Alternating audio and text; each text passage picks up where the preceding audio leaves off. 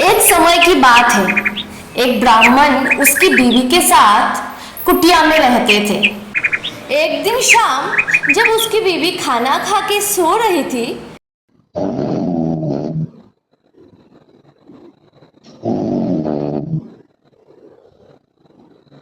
तभी ब्राह्मण आया। घबराते हुए उसने उसकी बीवी को बुलाया। सुनते हो, मैं तो लुट गया, मैं तो बर्बाद हो गया, जल्दी से उठो। मैंने जो घर के मरम्मत के लिए पैसा लिया था राजा साहब से, वो चुका नहीं पाया, जिसके कारण राजा पैसा चुकाने के लिए उसके अपने आदमी भेज रहे हैं। लेकिन अब मेरे पास पैसा नहीं है, अब मैं क्या करूं? अगर पैसा नहीं मिला तो वो मुझे मार डालेगा। अरे सुनिए जी, आप डरिए मत, मैं हूं ना। आप सिर्फ मैं जो बोलती हूँ वो कीजिए, कल का कल देखेंगे। ये बोल के दोनों सो जाते हैं। अगली सुबह राजा पैसा वसूल करने के लिए ब्राह्मण के घर में राक्षस को भेज देता है। ए ब्राह्मण निकल, कहाँ है तू? मेरा टाइम खोटी मत कर। नमस्ते राक्षस भैया, मेरे पति तो अभी घर को नहीं है, आप थोड़ा बैठ जाइए, वो अभी आते होंगे। वो थोड़ा काम के लिए गए हैं, आप आ जाइए घर के अंदर। राक्षस ब्राह्मण के इंतजार में घर के अंदर जाके बैठता है। मैं आपको पानी देने के लिए जैसे ही रसोई को गई, देखा कि घर में एक बूंद भी पानी नहीं है। अगर हो सके तो आप थोड़ा मेरा मदद कर दीजिए। पास के जंगल में दो पहाड़ों के बीच में जो नदी है, उसी से ही पानी लेना पड़ता है। ब्राह्मण तो रोज उसी नदी से पानी लाता है, लेकिन आज कुछ काम के कारण वो भी चले गए। आप मदद कर दीजिए थोड़ा। राक्षस उसे मना भी नहीं कर पाया, तो वो चला गया नदी में पानी लेने के लिए।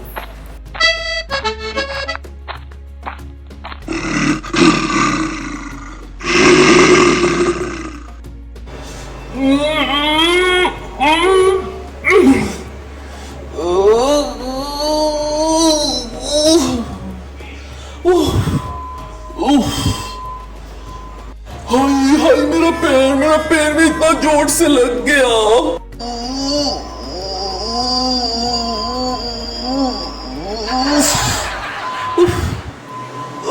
हे शैतान, मेरा तो एक बार में ही काम खत्म हो गया।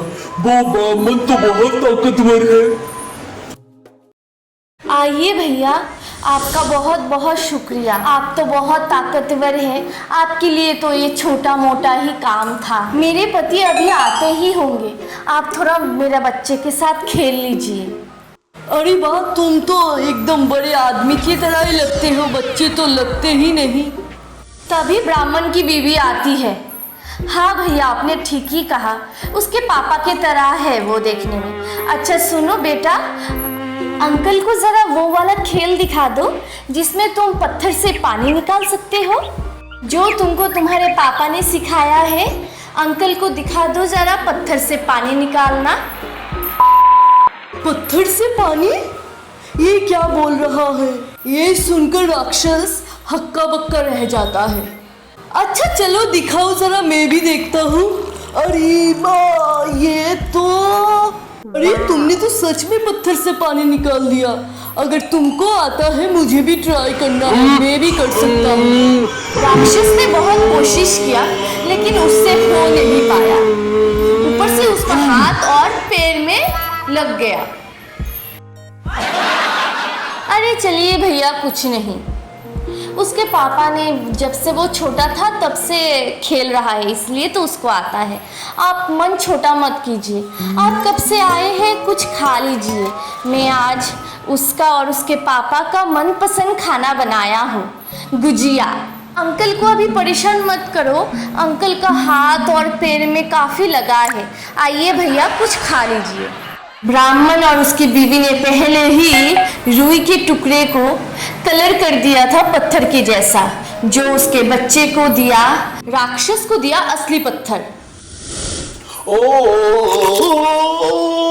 खून!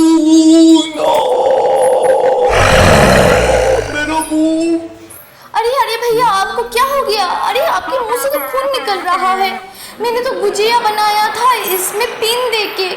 मेरा हस्बैंड और उसके बच्चे को यही पसंद है। रुकिए, मैं आपका मरहम पट्टी कर देता हूँ।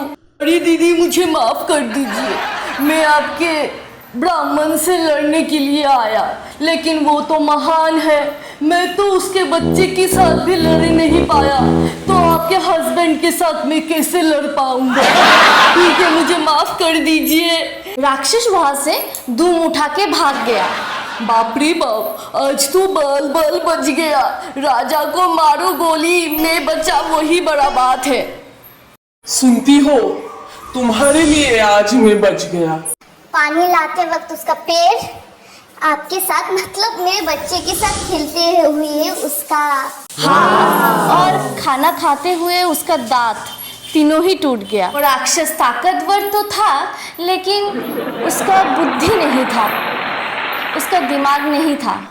इसलिए लोग बोलते हैं दुनिया में वही राज करता है जिसका ताकत नहीं, जिसका दिमाग ज़्यादा चलता है। दिमाग से दुनिया जीत सकते हैं। ये तो एक सिर्फ राक्षस था। ऐसे ही वीडियो के लिए सब्सक्राइब, लाइक एंड शेयर।